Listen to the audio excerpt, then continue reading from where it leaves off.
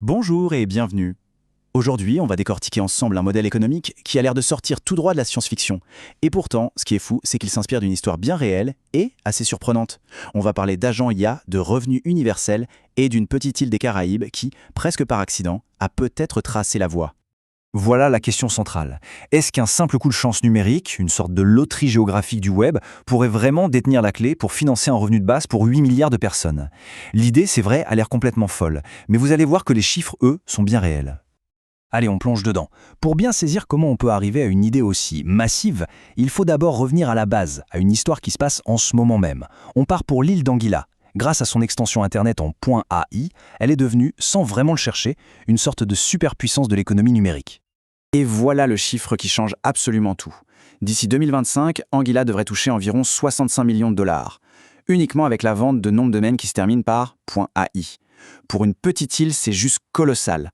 Et tout ça, ça vient d'un actif 100% numérique. Mais ce qui est encore plus dingue, c'est ce que ça représente concrètement. Près de la moitié, 47% pour être précis, du budget de l'État provient de là. Ça veut dire que les écoles, les hôpitaux, les routes de l'île, tout ça est financé en grande partie non pas par le tourisme, mais par la demande mondiale pour l'intelligence artificielle. Et ce graphique, il le montre parfaitement. On voit très bien comment cet actif numérique est devenu en fait le pilier de toute l'économie locale. C'est l'exemple parfait du monde des bits, le numérique, qui vient financer directement le monde des atomes, le physique. Donc voilà, le point clé, il est là.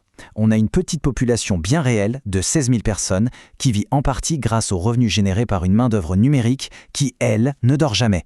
Et c'est précisément ce concept-là qu'on va maintenant essayer d'étendre à l'échelle de la planète. Alors maintenant qu'on a la base, on passe à la théorie. La grande question, c'est comment est-ce qu'on passe de 16 000 personnes à 8 milliards ? Eh bien pour ça, il faut comprendre une différence fondamentale entre la croissance dans le monde physique, notre monde, et celle dans le monde numérique. D'un côté, on a l'économie des atomes, le monde physique. Les ressources sont rares, limitées, et la croissance est linéaire. De l'autre, on a l'économie des bits, le numérique. Là, l'information est abondante, on peut la copier à l'infini. Et la croissance, elle, peut être exponentielle. C'est cette différence qui est la clé de tout le raisonnement.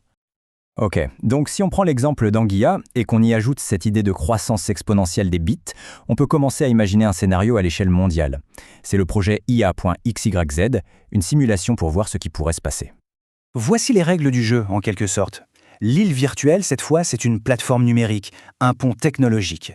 La population, c'est nous tous, les 8 milliards d'humains. La main-d'œuvre, ce sont des agents d'intelligence artificielle autonomes. Et la taxe, c'est une toute petite commission, juste $1 par an pour chaque agent qui opère sur cette plateforme. Bon, attention, on arrive au cœur du réacteur. Regardons les chiffres. Au début, en 2025, ça a l'air ridicule. On parle d'à peine 1 centime par personne et par an. Même en 2028, avec $12,50, ça paye à peine un abonnement à un service de streaming. On se dit que ça ne mène nulle part. Mais c'est là qu'il faut s'accrocher. Regardez bien la suite.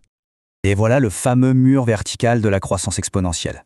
Pendant des années, on a l'impression que rien ne se passe, que les gains sont minimes, et puis d'un coup, en seulement 24 mois, ça explose. On passe d'une petite aide de $125 par an à 12 500 $. C'est un changement radical. Si on résume cette folle accélération, ça donne quelques dates clés à retenir. En 2027, le nombre d'agents IA surpasse celui des humains.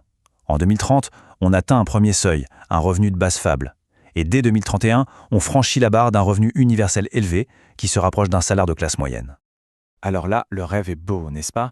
Sauf que le monde des bits doit tourner dans notre bon vieux monde des atomes. Et c'est là que le modèle se heurte à des limites très très concrètes. La simulation, c'est une chose, la réalité physique en est une autre. Parce que le vrai goulot d'étranglement, ce n'est pas le logiciel. Un agent IA, des bits, on peut en copier à l'infini, c'est facile. Non, le vrai défi, le mur, c'est de fournir l'énergie et les infrastructures physiques pour faire tourner ces milliers de milliards d'agents.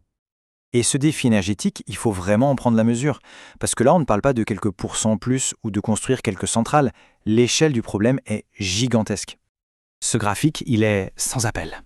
Pour alimenter les 100 000 milliards d'agents du scénario, il faudrait produire plus de 10 fois toute l'énergie qu'on produit aujourd'hui sur la planète entière. Le fossé à combler est juste immense. Et attention, l'énergie n'est que la partie visible de l'iceberg. Il faudrait aussi des quantités astronomiques d'eau pour refroidir les data centers, de silicium pour les puces, de terrain pour construire les infrastructures. Bref, le monde physique a des exigences bien réelles. Alors, c'est la fin du rêve ? Pas si vite. Il y a une idée assez fascinante, parfois appelée la solution Geoffrey Hinton. L'idée, c'est que l'IA elle-même pourrait être la réponse. Dans les premières années, la mission principale de ces agents serait de résoudre le problème de l'énergie, optimiser le solaire, accélérer la fusion nucléaire, en gros construire l'infrastructure nécessaire à leur propre explosion démographique. Et c'est sur cette tension fondamentale qu'on va se quitter. Le code pour l'abondance, le plan du monde des bits, il est peut-être déjà écrit. Mais la vraie question, et elle est immense, c'est qui va construire le monde des atomes nécessaires pour le faire fonctionner? C'est là que la bataille entre le rêve numérique et la réalité physique va vraiment se jouer.